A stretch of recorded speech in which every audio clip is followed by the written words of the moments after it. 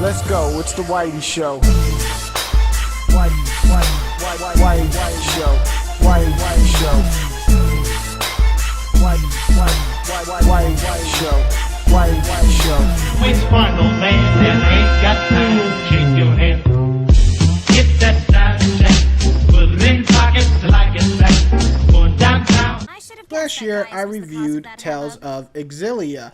To my surprise, I really fell in love with a lot of the characters. The link system, where you get to do these dual attacks and some awesome effects on monsters, was also a plus. So now, we get Tales of Xilla 2, a full-on sequel set in the same universe with mostly all the characters from the first one, plus new ones.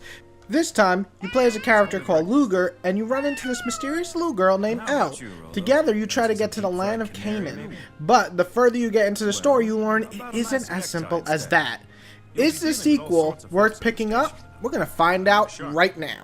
Which one, old man, that ain't got time to shake your hand? Get that side check, put it in pockets like it's back. Going downtown. The good are easy to see. Type battle system remains intact, and this time you can perform some killer combos without pause. The link arts are still there, and they are as magical as ever, no pun intended. Pulling them off mid-battle is easy and looks fantastic. Not to mention, the mystic arts still rock once you get them.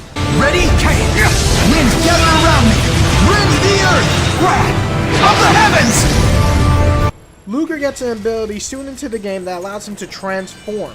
It doesn't only look cool, but basically makes you invincible for those few moments that you do transform. This form allows you not to be killed, which is pretty cool in my opinion, and your attacks are way stronger. If you get hit though in this mode, you'll lose the time that you can stay in that mode, but besides that, it's a fantastic way to tip the battle over to your side. The story is a lot darker this time around. You are sent through fractured dimensions, which basically are altered dimensions, and must hunt down the catalysts and kill them so that you can return to your world. And you kill off an entire world. I mean, it's pretty messed up, and a lot of them make you actually feel sad, wouldn't you agree? Yes. You think that Elle would be kind of more annoying, but honestly, I never got pissed off at her, and by the end of the game, you feel a real connection. This game actually does a great job of wrapping up a lot of the first title's characters like Jude and Mila, and giving them a great send-off. The end result, especially the truth ending, in my opinion, is really stunning. Truly makes you feel connected to every character that you've been with through both games. Possibility existed for us to be friends.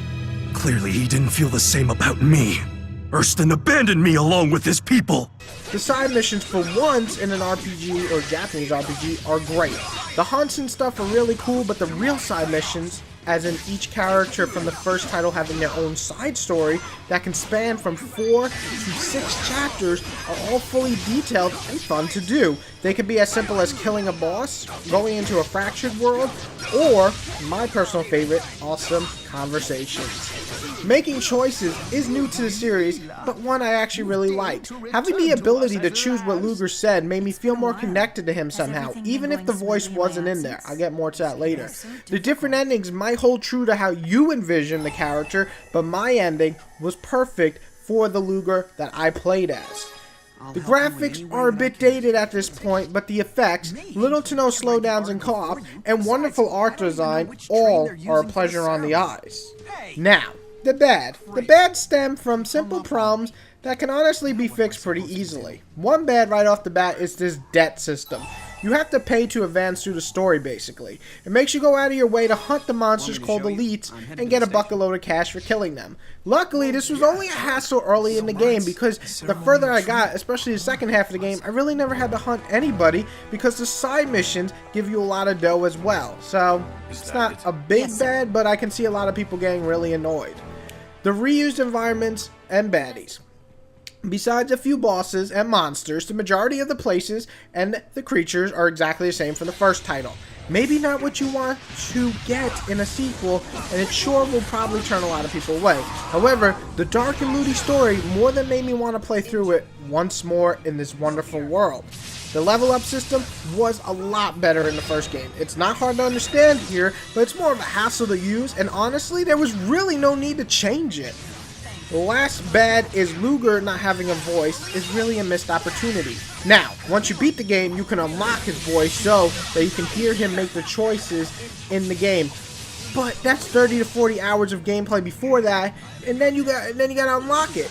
It's not cool. When every feature, like this features in like so many RPGs now from the get-go, it would have definitely made Luger even better as a character. Wait, sparkle man, then ain't got time to shake your head. Get that side check, put it in pockets like it's back, going downtown.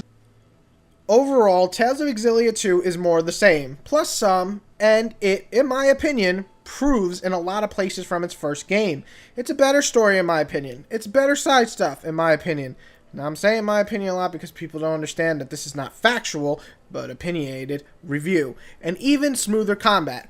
Honestly, the negatives are there to stop it from being amazing, but it's still a great adventure to add to your collection of Tales games, and it's pretty much one of the last great RPGs we're probably going to get on the PS3 besides Tales of Xilla? Oh man, I can never say fucking names until I play the game. Anyway, this comes in as my second favorite Tales game I've ever played. I'm going to give it an 8.5, and I really can't wait to get my hands on the next Tales game because it looks fan-fucking-tastic. Everybody have a good day, and if you want, list your favorite Tales game below. I would love to see if anybody has the same one as me. Or can you guess my favorite Tales game? List both of those below. Everybody, have a good one.